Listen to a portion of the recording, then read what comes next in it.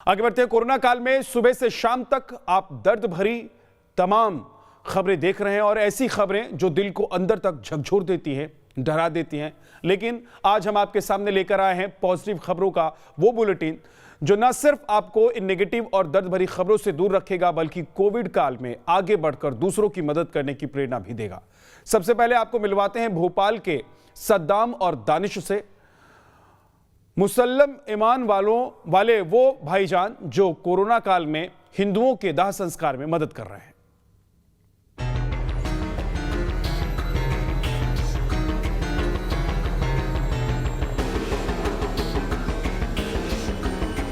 जब जब कोई चिता जलती है तो उस तपिश का एहसास दे जाती है जो कोरोना ने हमारे मुल्क, समाज के हर हिस्से को दी। शमशानों से लेकर कब्रिस्तानों के बाहर लंबी कतारें नजर आती हैं। कोरोना वो नासूर बन चुका है जो न चैन भरी जिंदगी दे रहा है और न ही सुकून की मौत। सुकून की मौत बस इसी मकसद के साथ अपनी चौखट लांघ कर बाहर निकले थे भोपाल के सद्दाम और दानिश। सद्दाम और दानिश ने कई ऐसे मामले देखे जहां पूरा परिवार पॉजिटिव था और किसी एक की मौत के बाद दाह संस्कार को कोई नहीं था। बस तभी इन दो नौजवानों ने ठान ली, चाहे हिंदू हो या मुसलमान, कम से कम दाह संस्कार या दफनाना तो हर किसी को हासिल हो। रोजाना दानिश और सद्दाम उन हिंदुओं के दाह संस्कार का बीड़ा उठाते हैं जिन्हें चिता तक लाने वाला कोई मौजूद नहीं है। पीपीई किट पहने ये दोनों नौजवान अस्पताल पहुंचते हैं, मॉर्चुरी से ऐसे शवों की पहचान करते हैं और एम्बुलेंस से शवों को शमशान तक लाते हैं जहां मृतक को चिता और दाह संस्कार नसीब होता है।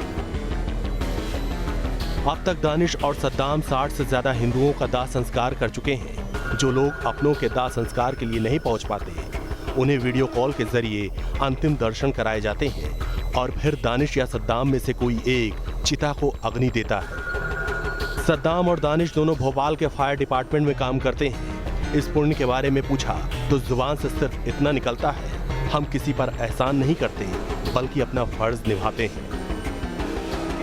मध्य प्रदेश में कोरोना के लगातार मामले सामने आ रहे हैं। न सिर्फ मामले सामने आ रहे हैं बल्कि रोज़ाना ही सैकड़ों की तादाद में मौतें भी हो रही है। कई बार इस तरह की तस्वीरें आती है कि जिनकी मौत होती है उनका अंतिम संस्कार करने वाला कोई नहीं होता है। ऐसे में उन लोगों का हिंदू रीति रिवाज से अंतिम संस्कार नगर निगम के ये जाबाज कर्मचारी करते हैं। जो तस्वीरें आप देख रहे हैं ये शांति वाहन है और उसके साथ ये जो तीनों ही शख्स आप देख रहे हैं जिसमें सद्दाम कुरैशी हो, दानिश सिद्दीकी हो, रोज़े के दिन इस वक्त चल रहे हैं, इबादत के दिन चल रहे हैं और ऐसी स्थिति में भी इस कोरोना काल में न जाने कितने ये लोग अंतिम संस्कार कर चुके हैं। इनसे बातचीत करते हैं। सर, ये कोविड के डर से बहुत सारे परिजन हैं जो हैं वो कहते हैं कि ना तो हम अग्नि देंगे और ना हम विश्राम घाट में अंदर आएंगे। वो सर रसीद कटाते हैं और बाहर के बाहर चले जाते हैं। तो मैं और हमारी टीम जो है, जो समिति रहती है भदभदा हुआ सुभाष नगर की, उन समिति वालों के साथ जो है कि हम प्रॉपर पीपी किट पहनकर उसको पूरी हिंदू रीति रिवाज से अग्नि दे देते हैं। करीब इन 1-1.5 साल के अंदर हम 60 से 70 लोगों का अंतिम संस्कार करा चुके हैं, अग्नि दे चुके हैं। हाँ सर, कई बार ऐसा हुआ कि परिजन होते हैं कि बाहर के बाहर, हम लोग जब अंदर बॉडी लेके पहुँचे तो बाहर खड़े होकर बोल देते हैं कि भैया आप तो हम बाहर ही खड़े हैं, हमें आप वीडियो कॉलिंग करके दिखा दो या आप अपना नंबर दे दो तो हम वीडियो कॉल करके देख लेंगे। कई बार ऐसा होता है सर, और अभी तक होता हुआ आ रहा है कि कई परिवार वाले डर की वजह से अपने परिवार वालों से ही दूर हो जाते हैं। दानिश और सद्दाम ने साबित कर दिया कि इंसानियत का जज्बा मजहबी लकीरों से बहुत ऊपर है। मजहब वाकई इंसानियत का ही पैगाम देता है, लेकिन कुछ लोग उस पैगाम को नफरती एजेंडे में बदलने की नापाक कोशिश करते हैं। लेकिन जब इस दुनिया में कोई सद्दाम, कोई दानिश मौजूद है, तब तक मजहबी मोहब्बत पर कभी नफरत की काली छाया नहीं पड़ सकती।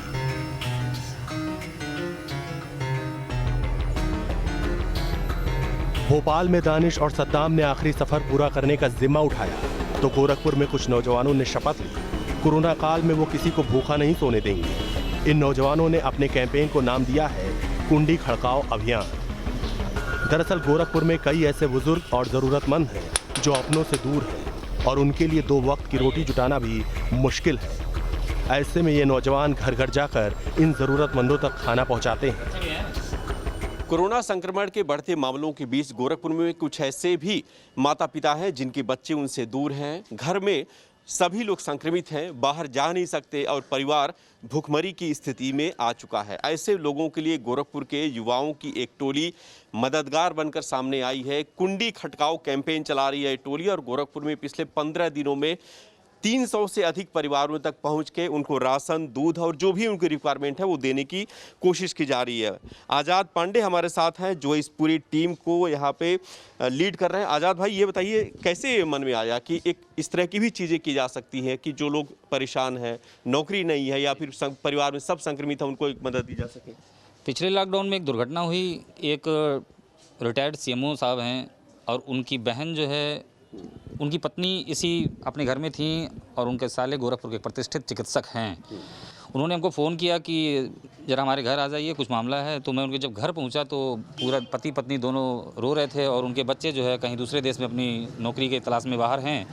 अब उस समय ये ख्याल आया कि भाई अगर एक सब कुछ हो के भी लोगों के तक दाना नहीं पहुंच पा रहा, खाना नहीं पहुंच पा रहा है, और वो पिछले साल जो दुर्घटना हुई उससे हम लोग बहुत सचेत रहे और इस बार ये कोरोना शुरू होते ही हम लोगों ने एकदम तैयारी बना ली और हम लोगों ने ये अपील की जनता से कि आप अपने बगल में जो भी दरवाजे 24 घंटे से बंद हैं, 24 घंटे से कोई एक्टिविटी नहीं हो रही है, तो बस केवल 24 घंटे इंतजार करिए और उस दरवाजे को बजाइए। ये हमारी आपकी जिम्मेदारी है।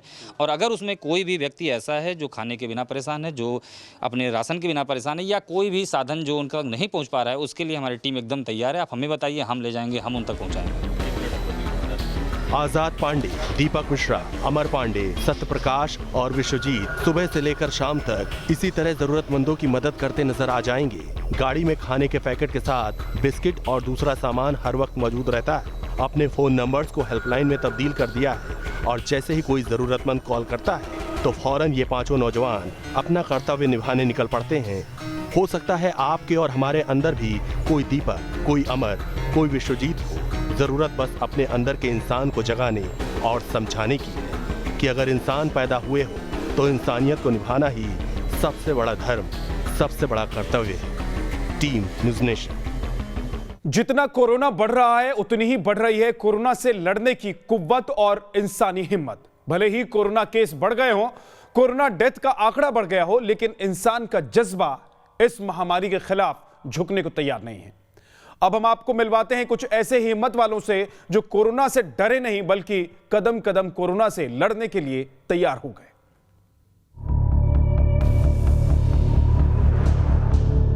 देश में ऑक्सीजन की कमी हुई, लोगों से लेकर सरकारें तक ऑक्सीजन के लिए गुहार लगाने लगी। लेकिन ये हिंदुस्तान है, हिम्मत वाले हिंदुस्तानियों का हिंदुस्तान। और ऐसा ही एक हिम्मत वाले हैं मेरठ के यशराज गुप्ता। यशराज ने टीवी पर लगातार ऑक्सीजन की कमी की खबरें देखी थी। बस यशराज ने ठान लिया किसी भी हाल में वो लोगों तक ऑक्सीजन पहुंचाएंगे। अपने पिता और दोस्त के साथ मिलकर यशराज ने देश के अलग अलग हिस्सों में बंद पड़े ऑक्सीजन प्लांट्स की जानकारी जुटाई। इन प्लांट्स से उन पुर्जों और इक्विपमेंट को स्क्रैप में खरीदा जो काम कर सकते थे। इन पुर्जों के जरिए यशराज ने ऑक्सीजन प्लांट के लिए जरूरी सामान जुटाया और फिर गौतम बुद्ध नगर में अपने चाचा की सीमेंट फैक्ट्री में प्लांट खड़ा कर दिया। यशराज का प्लांट 13 अप्रैल को ऑपरेशनल हुआ था और इस प्लांट से रोजाना 20 टन ऑक्सीजन बनाई जा रही है। पिछले लॉकडाउन में जो सिचुएशन आई थी सामने, उस चीज़ को देखते हुए हमें ऐसा लगा कि हमें उन रिसोर्सेज पे काम करना चाहिए जो जिनकी रिसोर्सेज की हमें बॉडी को नीड है।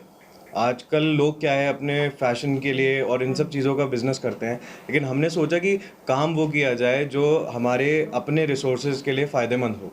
तो इसलिए हमने सोचा कि कुछ ना कुछ ऐसा करा जाए जो अब तक लोग नहीं कर रहे हैं या जिस चीज़ को लोगों ने छोड़ दिया। मेरे को इस टाइम बस ये हो रहा है कि लोग कैसे भी बच जाएं। मेरे पास दिल्ली से, अलग अलग स्टेट से, अलग अलग शहर से फ़ोन आ रहे हैं और मैं कोशिश कर रहा हूँ कि सबकी मदद हो सके। यशराज के मुताबिक वो सिर्फ एक जिले तक ऑक्सीजन की सप्लाई को सीमित नहीं रखना चाहते। उनका मकसद है कि जल्द से जल्द वो प्लांट की कैपेसिटी बढ़ाएं ताकि कम से कम 500 टन ऑक्सीजन रोजाना बनाई जा सके। यशराज के प्लांट से फिलहाल गौतम बुद्ध नगर के 70 अस्पतालों को ऑक्सीजन सप्लाई की जा रही है।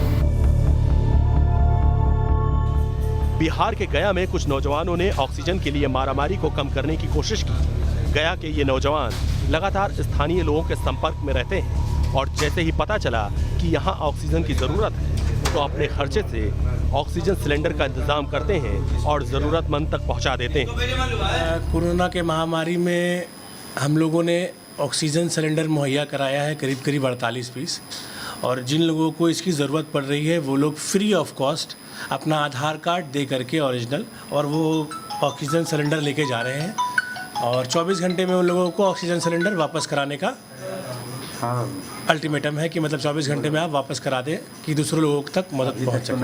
हम लोगों ने 3 सिलेंडर से शुरू किया था, लेकिन इस बार हम लोगों के ऊपर वाले के कर्म से 48 सिलेंडर हो गए हैं हम लोगों के पास। और ये जो एक्टिव काम जो हुआ है हम लोगों का वो 10-15 दिनों से एक्टिव है हम लोग। मध्य प्रदेश के मंडला में तो पुलिस वालों ने ही मेडिकल सिस्टम पर पड़ रहे लोड को कम करने की ठान ली। दरअसल पुलिस वाले लगातार सड़कों पर रहते हैं, ऐसे में स्टीम यानी भाप लेना जरूरी है। बाजार में मौजूद वेपोराइजर जरूरतमंदों को मिले तो पुलिस वालों ने जुगाड़ से ही वेपोराइजर बना दिया।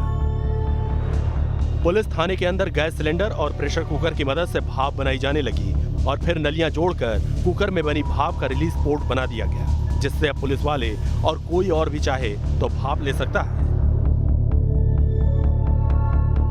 ये कुछ तस्वीरें हैं हिंदुस्तान के कोने कोने में। आपको ऐसे हिम्मत वाले मिल जाएंगे जो सरकार और सिस्टम की मदद का इंतजार नहीं कर रहे, बल्कि खुद आगे बढ़कर कोरोना से लड़ रहे हैं, कोरोना को हराने का दम भर रहे हैं।